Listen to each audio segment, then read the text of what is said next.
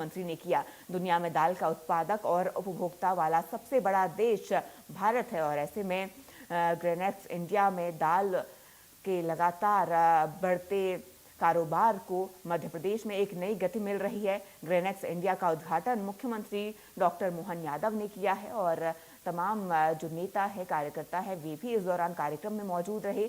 मुख्यमंत्री डॉक्टर मोहन यादव इस कार्यक्रम में शामिल हुए। उन्होंने इस कार्यक्रम का उद्घाटन किया और दाल उद्योग के विकास पर इस ग्रेनेक्स इंडिया कार्यक्रम में चर्चा की गई। सीएम डॉक्टर मोहन यादव ने दीप प्रज्वलित कर इस कार्यक्रम की शुरुआत की। दीप जलाकर कार्यक्रम का शुभारंभ किया।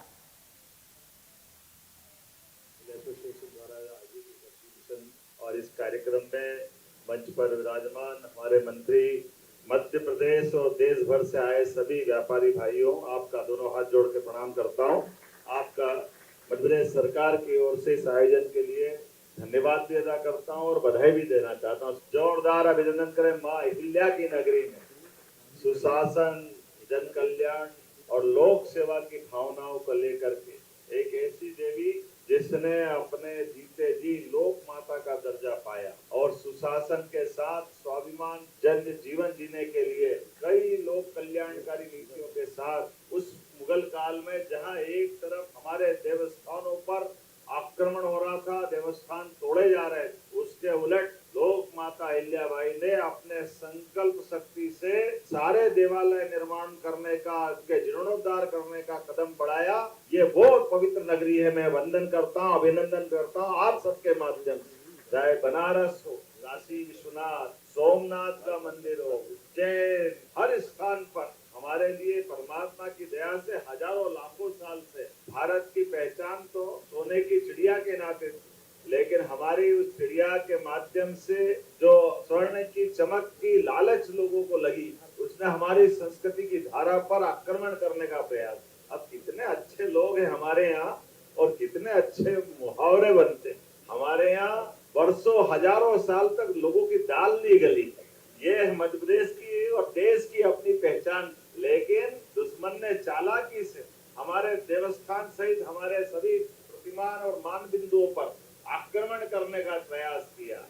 तो आज परिणाम हमको सबको मालूम है। आज लेकिन ये और कोई देश होंगे, कई सारे देश जिनके आधार पर उनकी अपनी अपनी संस्कृति, वो पारस जिसकी अपनी पहचान, जिसके लिए जाने क्या क्या बोलते थे, ऐसे कई देश, उनकी लंबी कहानी है। अभी मैं इतने पे आता हूँ कि हमारे यहाँ तो जब हम काम करने के लिए भी दाल को इतना रचा बसा लिया शरीर के अंदर कि कोई थोड़ा 19-20 आदमी कोई काम करने की बात करे तो उससे मुहावरा बोलते, ये मूंग और मसूर की दाल, जरा देख तो सही तेरा क्या क्या क्षमता है तेरी। अपने जीवन के अंदर दाल की क्षमता, प्रोटीन के आधार पर मुझे इस बात की प्रसन्नता कि दुनिया में सबसे बड़ा दाल उत्पादक कोई देश है और दाल का उपभोक्ता भी कोई देश है। वो गर्व है, वो हमारा अपना भारत देश है। इसलिए एक बार जोर से बोले भारत माता की। तो भाग्य की बात, जब मैं अपने राज्य के अंदर ऑल इंडिया दाल मिल एसोसिएशन के सभी मित्रों को देख रहा हूँ तो मैं आपको आश्वस्त कर सकता हूँ, हमारी सरकार के माध्यम से ये क्षेत्र में खास करके किसान कल्याण वर्ग के आधार पर हमने लगातार प्रोत्साहन देने का प्रयास किया। यद्यपि मध्य प्रदेश तो हमारा एक तरह से देश का फूड बास्केट बन चुका है।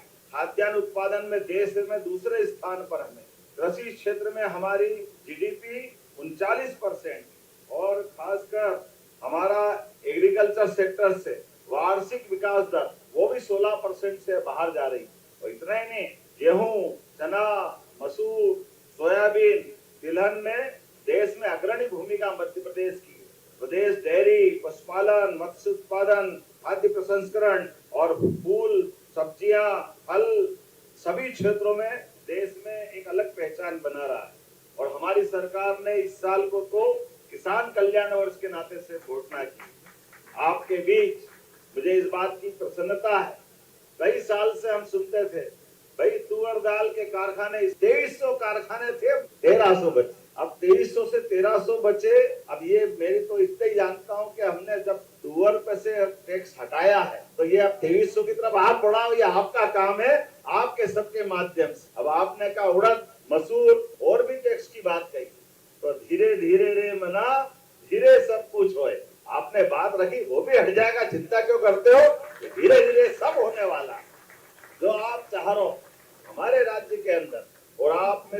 सारे देश भर में अलग अलग प्रकार की इसी इंडस्ट्री से जुड़े हुए लोग आए हैं।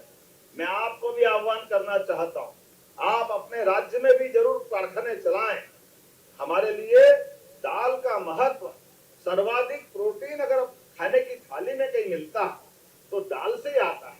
हमको कोई जरूरत नहीं है तमाम प्रकार के क्या क्या विज्ञापन आते हैं, अंडे मंडे संडे जाने क्या क्या होता है, लेकिन हमारे जैसे शाकाहारी लोग तो दाल से ही प्रोटीन पाते हैं, दाल के आधार पर शरीर की आवश्यकता की पूर्ति करते हैं।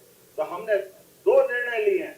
एक निर्णय लिया, देश में दूध का उत्पादन हमारा अभी 9% होता है, इसको 20% तक ले जा रहे हैं, इसलिए दूध उत्पादन को भी बढ़ावा दे रहे हैं। ऐसे ही दलहन दालों के उत्पादन को भी बढ़ावा दे रहे हैं। आज आपसे टैक्स की बात तो कर ही रहे हैं, लेकिन एक और आश्वस्त कर रहे हैं, बहुत जल्दी हमारे किसानों के साथ हम कार्यक्रम करते हुए ये जो मसूर और उड़द इनका उत्पादन भी मध्य प्रदेश में बढ़े, इसके लिए बोनस देने की भी हमारी सरकार योजना बनाने जा रही है कि हमारी फसल बाहर से टैक्स फ्री हो तो हो, लेकिन विदेश के साथ साथ अपने प्रदेश में भी उत्पादन होना चाहिए। इस पर जब हमने हमारी सरकार के माध्यम से यशस्वी प्रधानमंत्री श्रीमान नरेंद्र मोदी जी के 4 श्रेणियों में हम देश को आगे बढ़ाने का संकल्प लिया है, 4 वर्गों को अगर हम मजबूत कर देंगे तो देश अपने आप आगे बढ़ जाएगा। गरीब, महिला, युवा और अन्नदाता किसान, किसानों को लेकर के हमारी सरकार ने पूरे 5 साल का रोड मैप बनाया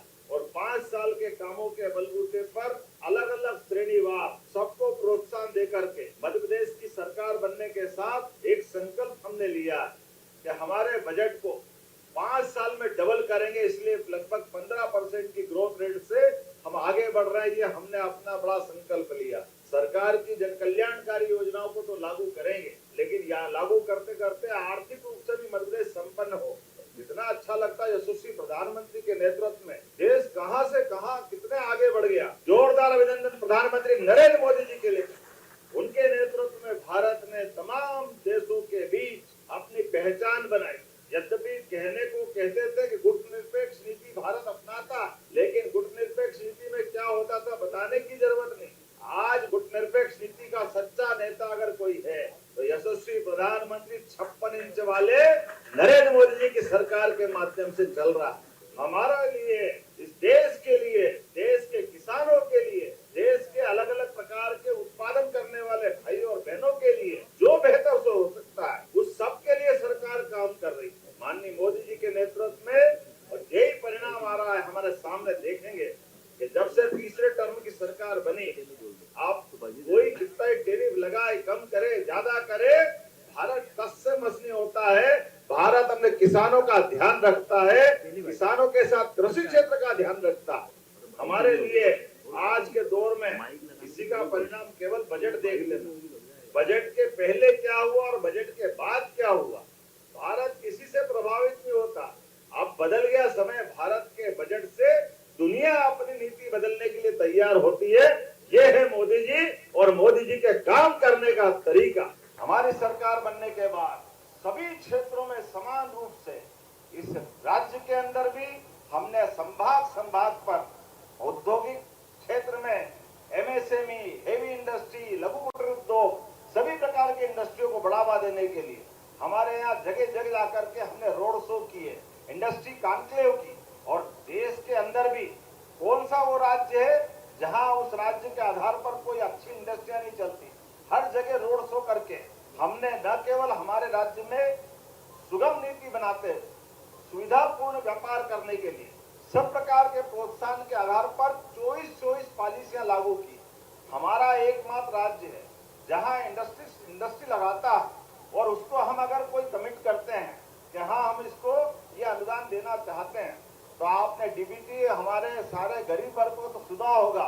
मुझे गर्व है हमारा राज्य वो राज्य है जिसने अपने 8 से 10 साल पुरानी भी, क्योंकि हमारी सरकार बने को तो 2 ही साल हुए, लेकिन हमने पुरानी भी और अभी तक की सारी जितनी भी जो सुविधाएं किसानों के समान हमारे व्यापारियों को देना, लगभग 5,500 करोड़ की सब्सिडी डीबीटी डायरेक्ट बेनिफिट खातों में सीधे पहुंचाने का काम हमारी सरकार के माध्यम से हुआ, क्योंकि हमारी प्रतिबद्धता। सरकार तो हमारी ही लंबे समय तक चलती आई, मुख्यमंत्री सरकार जाते हैं, लेकिन व्यापार व्यवसाय के लिए सरकार की साख होना चाहिए, इसलिए उस साख को मेंटेन करते हुए हम लगातार सब प्रकार की मदद कर रहे हैं। अपने यहाँ इंडस्ट्री लगाने में पानी, बिजली, जमीन ये तो दे ही रहे हैं। एक आपको और जानकारी देना चाहते, आप लेबर आधारित उद्योग लगाते हो और आपकी श्रेणी आ रही उस श्रेणी में, तो हम लेबर आधारित उद्योग के लिए भी, मजदूरों के लिए भी